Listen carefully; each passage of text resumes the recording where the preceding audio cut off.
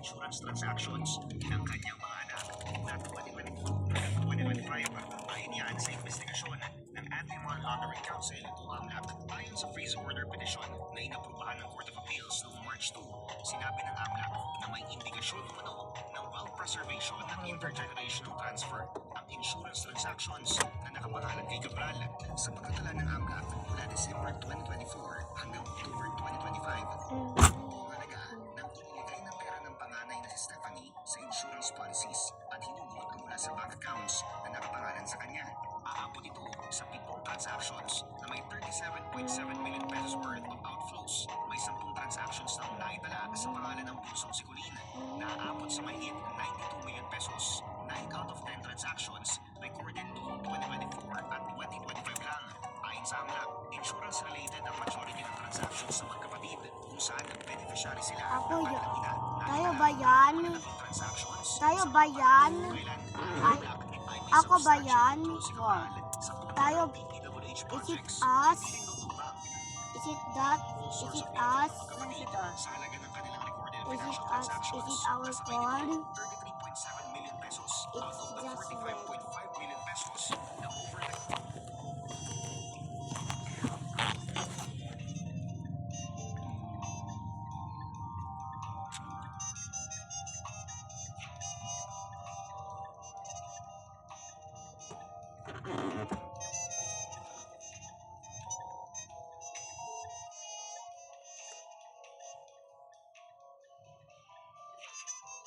over-the-counter withdrawals ni Cabral mula nang maupo siya bilang user.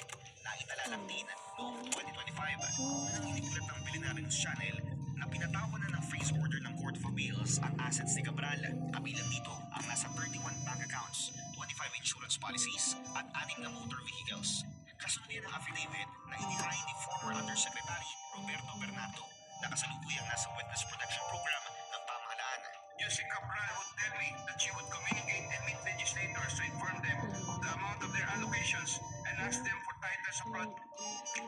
Bago ko pong MOH, dapat po on time kayo.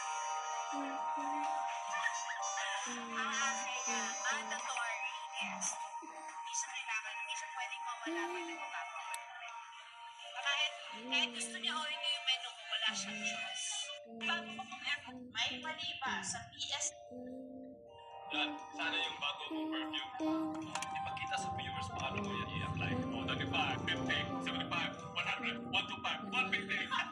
6 seconds, 150 agad. O, Brent, ikaw na po. 50, 100, 150, 200. Yan, sana yung bago. Dahil sa ginawa ni Tony Pangilinan at ng kanyang amang si Anthony Pangilinan, naging usap-usapan sila. Nag-anunsyo kasi ang tatay ni Tony na magbabawas sila ng presyo ng diesel sa kanilang fuel station upang makatulong sa komunidad. Ayon sa kanya, si Tony mismo ang nagmungkahi ng ideyang ito para makapagbigay ng kahit kaunting ginhawa sa mga motorista. Dahil sa ginawa